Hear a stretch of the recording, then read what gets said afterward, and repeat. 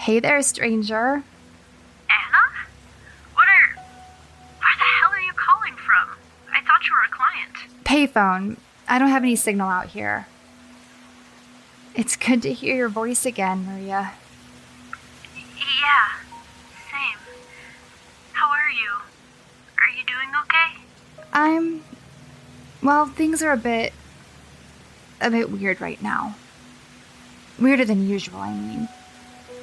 I was just calling to ask if you wanted to... if you had some time and wanted to get out of LA for a bit, then... You need my help again, don't you? It's... Yeah, I do. You do what? Come on, Maria, this is serious. I just want to hear you say it for a change.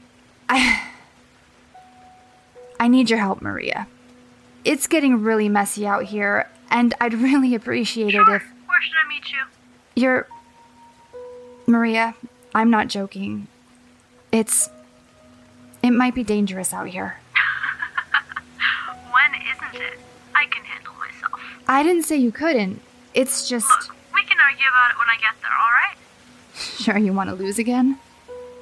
Are you planning to tell me where I should meet you before or after you run out of quarters for the payphone?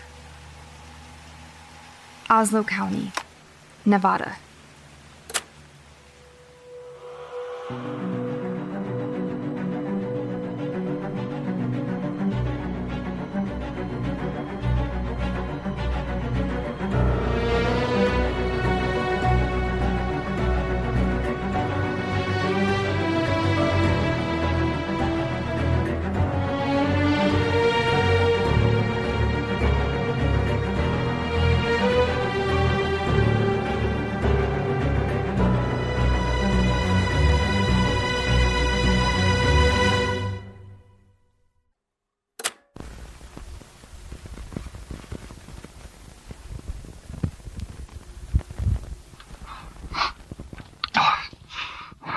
The hell was that? I was just out hiking and there was I don't even know what to call it, some kind of vision or hallucination or apparition or something. I don't know if it was real or just...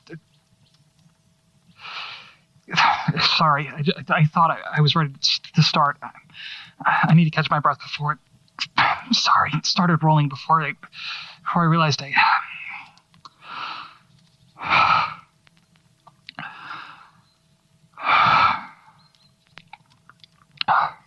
Okay. I think I'm okay now. God, heart slowed down a little bit, at least. All right, okay. Let's do this properly. Detective Samuel Bailey, Oslo... Sam Bailey. Daily log, October 22nd, 2019 at 1:26 p.m. Day 171. I'm still lucky to be here. Guess I'll start with that. I'm glad I have somewhere to hide, and Morrison doesn't know I'm out here, even if I'm not sure where here is exactly. Honestly, if I was looking for a vacation spot off the grid, I could certainly do worse than this place. This cabin is the only structure for at least 10 miles in every direction. And trust me, I've checked. No power lines or cell towers anywhere that I've seen.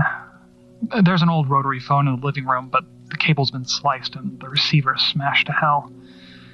It's got a well, a gas generator, and enough fresh firewood and canned food to last through 2 winters.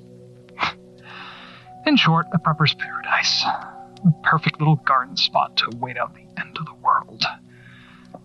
Funny how appropriate that felt when I first showed up here. I shouldn't complain. At the very least, the peace and quiet are definitely needed. I'm finally starting to sleep better. I don't think I've had the nightmares in at least a month. And I'm about as healthy as I've ever been with all the fresh air and sunshine I'm getting exploring this place. I know it's not the best idea to go hiking when you're supposed to be in hiding, but, well, you try staying in a one-room cabin alone for more than 10 days and tell me how that goes. all in all, I guess life after death is all it's cracked up to be. Or at least, life after you're presumed dead. I'm guessing that's what Bill told Morrison anyway. At the very least, he thinks I'm out of the way, and that's good enough for now. It'll have to be until I figure something else out.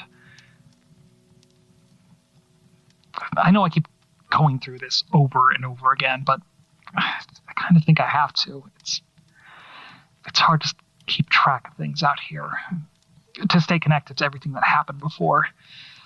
It all seems, I don't know, almost like I imagined it. Bill tells me it's important not to bury these memories, which is half the reason he started bringing me tapes along with food and medicine drops every month.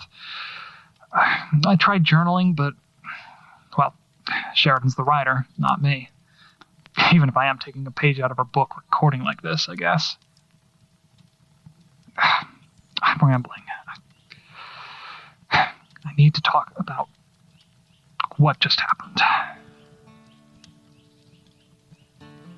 Like I said, I've been getting out and exploring the woods around the cabin as much as I can. I don't know where I am, but I think it's somewhere up in the Sierra. The air's thin and dry, at least. It took me nearly a month to acclimate. I wasn't able to hike for more than an hour before I did, but now I've explored at least 10 miles in every direction and still haven't found any evidence of other people. Hell, I didn't find anything besides empty forest until what happened this morning. I took off right after breakfast, as soon as there was enough light to go out into the woods. It's warmer than it's been the last couple mornings, and the smell of sage was almost as strong as back in July. I'd gone north and made it all the way to the foothills yesterday, so I decided to go south instead. I know that doesn't sound like much, but you'd be amazed what a difference that makes. The landscape is way more varied out here than I thought it would be, and even this late in fall, there's still a lot of life out here. I saw at least half a dozen small creeks running through the forest, and a handful of little clearings full of mushrooms and wildflowers just a little past their prime. It's still beautiful up north, but it's more rocky. I've even seen one or two little caves, though I haven't been bored enough to risk those yet. Beautiful as this place might be, there are still some areas I hesitate to go into, even in broad daylight. Anyway, the ground was clear and level most of the way, so I was going at a good clip in about 5 minutes. I must have ended up hiking, 5.5 miles? Maybe less. It's impossible to tell without a GPS, really, and it's way too easy to end up going in circles. I learned pretty quickly to use the sun to navigate and make sure I'm not. After about an hour and a half, I noticed a break in the trees up ahead. I thought that it might be another one of those clearings, so I went to investigate. But as I got closer, I realized the trees weren't spacing out gradually like they normally would. They just cut off at an arbitrary point in the middle of the forest. It was a road, just a torn-up one-lane dirt road like the one that leads to the cabin, but still. At first I thought I'd somehow managed to go in circles, despite all my precautions, but then I checked the position of the sun and realized that this road ran mostly east to west. The road from the cabin runs straight south. There was a second road out here that I didn't know about, and it had to lead somewhere. It was kind of nice to have a reminder that other people still exist outside the cabin, but honestly, anyone who lives in a place this remote must have a reason, and probably wouldn't want me stumbling onto whatever they're doing out here. Especially not with how shaggy I'm looking these days. I tried cutting my hair the first week I was here, but I didn't try that again. Personally, I probably wouldn't mind someone else to talk to right now, but I doubt the previous tenants of the cabin felt the same way. I've tried to talk to Bill about what this place was before I got here, but he just gets nervous and changes the subject. I have my suspicions, though. It's been pretty thoroughly cleaned out, but there are some things in the attic that raise questions. Not to mention that cellar. Anyway, even if I have neighbors, I probably don't want to run into them, if only to make sure nobody else knows I'm here. If Morrison somehow catches wind of it, well, I've tried not to think about what he'll do. But somehow Bill still doesn't see why that's a problem. Even so, I decided to take a quick look. The sun was high and I could duck back into the trees if I heard anyone coming. Plus, well, curiosity always gets the better of me in situations like this. I pulled out the bandana I brought from the cabin and wrapped it around one of the tree branches nearby just to make sure I could find my way back. Then I started down the road. I stayed as close to one side as I could, which wasn't as easy as it sounds. The forest floor had a mostly even slope to it, but the tire tracks here cut through the bare mud and clay and left deep ruts that I had to avoid if I didn't want to twist my ankle, which I didn't. Still, I kept going. As I went, I began to notice an odd smell, too. I thought it might be smoke, maybe from a campfire or wood stove nearby. I stopped and listened for any sounds out in the trees that might indicate other people. All I could hear were birds chirping, few insects still hanging around even with the cold weather, and the sound of the wind through the branches. There was no one else out there, so I just shrugged it off. The smell was faint, so I figured it was far enough away that I didn't have to worry about it. But as I kept walking and the road started to get more even, the smell grew stronger, to the point that it started making my eyes water. Alan and I rented a cabin out near Santa Lucia one Christmas, and it had a fireplace that neither of us really knew how to work. We got a fire going, but we didn't check the flue before we left the room. Neither of us noticed until the smell started to drift into our bedroom. Weird as it is to say, that's what it reminded me of. The smell of smoke going from something inviting and homely to something you don't want to breathe in for too long. And this smelled even worse. It was harder, if that makes sense. Almost caustic, like burning plastic or maybe asbestos. Whatever it was, it started to burn my lungs pretty quickly, but I still kept going. I noticed the sky was starting to turn from blue to gray, and before I realized, it had gone yellow. The sunlight began to dim slightly, and I wondered if there was a forest fire somewhere nearby. It was definitely dry enough. It's only rained once in the 6 months I've been here. As the smoke got worse, I slipped on the old pair of aviators Bill left at the cabin, which helped keep some of it out of my eyes. The sky looked even darker through them, and it slowly began to turn orange as the smoke completely blocked out the sun. It was starting to drift down through the trees and onto the road by then, first thin and branching, and then thicker, pouring off the higher branches like fog. I started to cough a little as it settled in, but I could still see the road pretty well through it. I put one arm over my mouth and ducked lower, trying to keep from breathing it in. I thought about going back, but if the woods really were on fire, I was too far from the cabin to get there safely, and I had no way of leaving even if I did. My best chance of escape at that point was finding whoever lived at the end of this road and somehow convincing them to help me.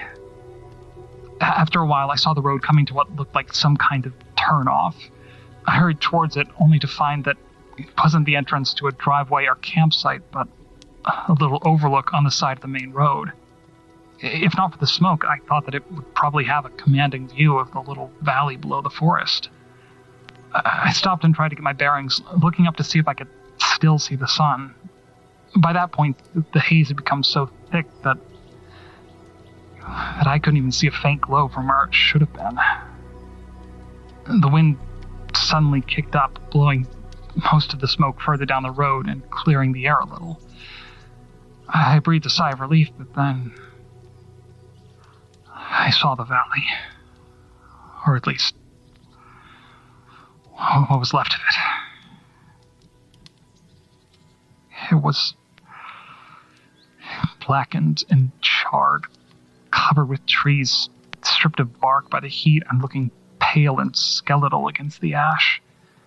Here and there, a few dense patches of sagebrush shimmered, still burning from the inside. I could see a few small ponds as well, cloudy and pale or almost black with ash. One of them even looked like it was a noxious green, and I saw a ragged-looking deer approach it, bend down to drink, and then bolt away as if spooked.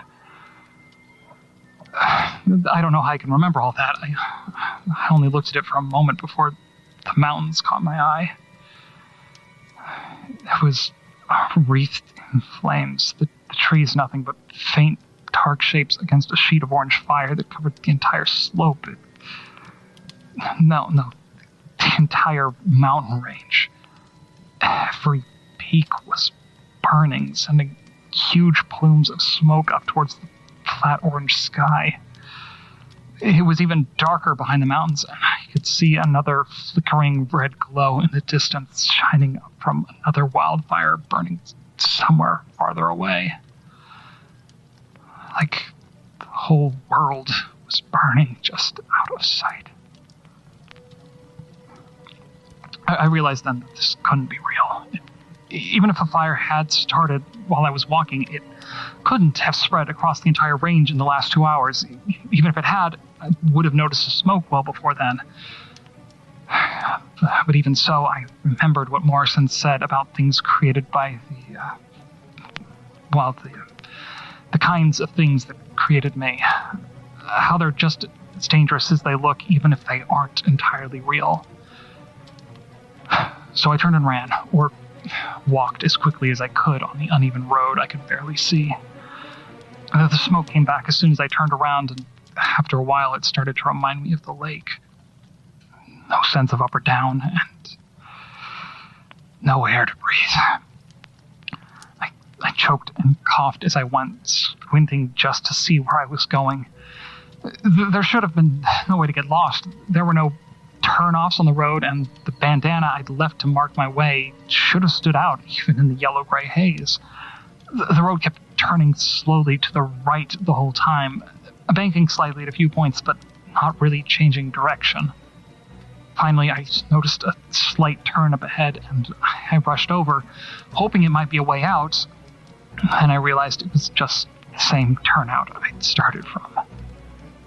The road was a complete, perfect circle in the middle of the woods with no driveways, campsites, or houses anywhere along it. No sign of the way I came in. The smoke cleared a little, and I saw the burning valley again. The flames on the mountain seemed bigger and brighter than they were before. Even though I couldn't see much, it almost looked like the rocks themselves were burning, cracking like logs and spraying sparks into the air. The smoke rising from them was pitch black now, and as it billowed into the sky, I saw lightning flash between them. There was a crack of thunder a moment later that startled a couple of crows down in the valley into flight. I got a good look at them before the smoke closed back in and hid them from view. They were almost completely stripped of feathers and coated in tarry black soot. It wasn't real. It couldn't be. People don't build disconnected ring roads in the middle of the woods, and valleys don't turn into apocalyptic nightmares in half a morning, but that didn't mean it couldn't hurt me. I thought through all of Anna's tapes about things like this, places that looped in on themselves, and the unnatural fire that burned down her cabin in Oregon and almost killed Bill in Oslo. I remembered that when Anna was trapped in the mines at Santa Lucia, she turned off her flashlight and was able to follow an instinct that led her out. I didn't know if that would work here, but I didn't have any better ideas, so I closed my hardy, stinging eyes and just listened. It didn't come right away, but it was pretty obvious when it did. I didn't hear a voice or any kind of rational thought, but it was similar to what Anna described in Langlois. It was an emotion, an impression. Kind of like I could feel the way this other emotion would feel physically, but it wasn't actually my emotions causing it. You know how when you don't want to feel the way you're feeling and you try to force those emotions down and think about something else? Like you've disconnected yourself from it, but it's still there, feeling rancid and sour in your gut. It was kind of like that, except I was still feeling my own fear and panic at the same time I was feeling those other emotions. My heart was racing and I was breathing shallow, but at the same time I could feel a weight deep in my chest, like something was sitting on my heart. I knew what it was right away. It was disappointment. I know that's not a great explanation, but it's the best I can do. Even though I didn't hear any words, I could feel so much nuance in the feeling. I thought Anna might have been reading too much into what she felt at the cabin, but she wasn't. She had a perfect frame of reference for what that emotion meant, because it was her emotion, just like this was mine. It's just that someone or something else was behind it. And it was disappointed in me. I was so surprised that I almost flinched and opened my eyes, but I knew that I wouldn't be able to find a way out if I did, so instead, I let myself feel it. And then I pushed back.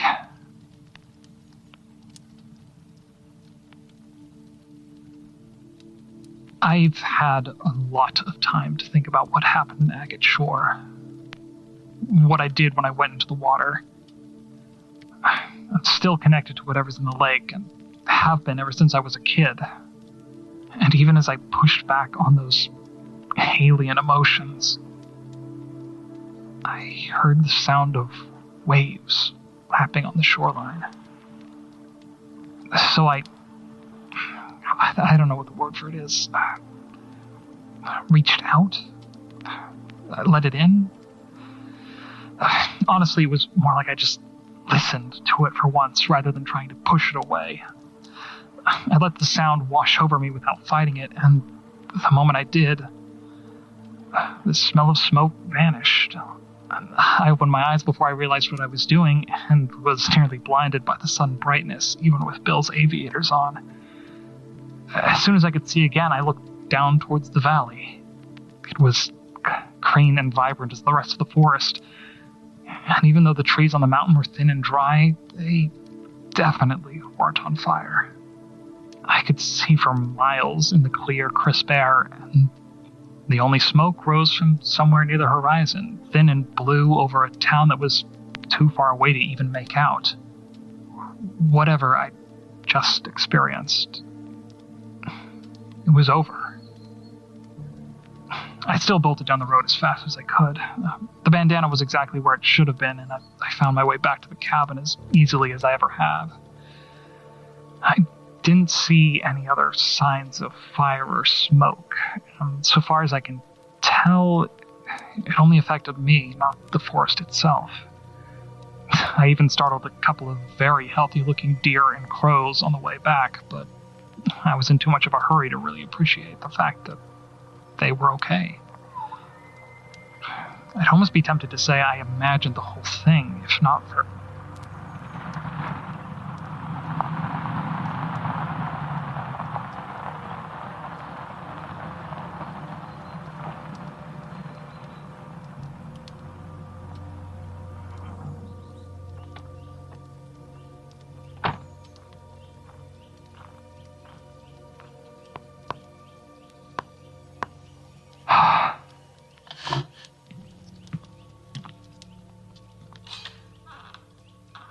You're early. Yeah, something came up back in Oslo. I needed to...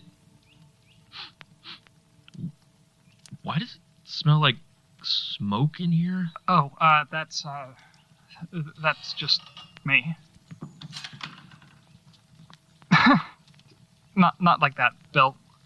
Look, something happened this morning, but It's dealt with. It's fine. What do you mean, something? I went for a hike and I think I slipped into some place different, another dimension or something. I really don't know. Oh, and it was on fire. Sounds nice. I think it might be linked to whatever burned down Marvin's. Oh, right. Well, I'm glad I wasn't here then. Look, I managed to get some actual produce this time, but I'd recommend using it while it's still fresh. And some canned chicken, so you don't overdose on tuna. It didn't set you back too much, did it? No, it's fine. It'll make the grocery budget a little tight for me and Rob, but I mean, he eats like a bird, and besides, I don't think we'll be going out half as much now that he's quitting, so that should be... Rob quit? Yeah, he kept asking what happened to you, and I couldn't keep lying to him, so I just told him. Shit.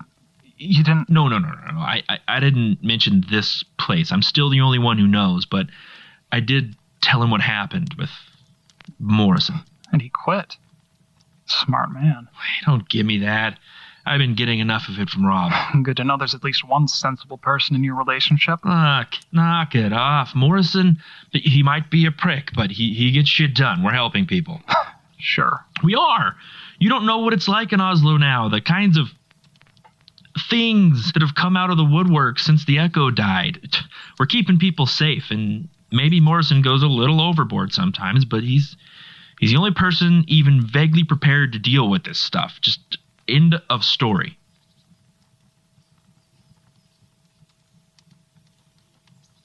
Fine. So if you're not here for my advice, then why are you here 2 weeks early? Oh, well, I sort of figured I should come early in case it starts snowing and the roads get blocked, but I actually did kind of come here for your advice in a way. Kate Sheridan. What do you know about her? Anna's sister. She's a CPA somewhere in the Midwest, Iowa, or maybe it was Missouri. I can't remember. Had a husband and kid, Andrew, I think his name was. Hannah thought she was wound a little too tight, but honestly, she just seemed pretty normal to me. Would you trust her? With what? She called me out of the blue yesterday. She said that Maria gave her my number. She's heading to Oslo to look into Anna's disappearance as we speak. Huh. That doesn't sound like her at all. Then again, she did have a run-in with the Echo about 2 years ago. That could definitely change a person. Do you think there's any chance that she might be working with Morrison, trying to test loyalties or something like that? Why? Is yours failing? No, that's not why I'm worried. If he figures out that you're alive and I helped you, then...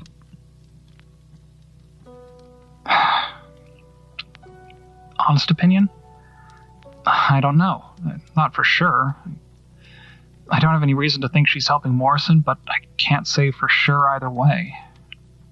And right now, I don't think we can really afford to trust anyone. Not with the whole truth. On the other hand, I don't think we should turn away anyone who might be able to help us. And she might know more about what happened to Anna than we thought.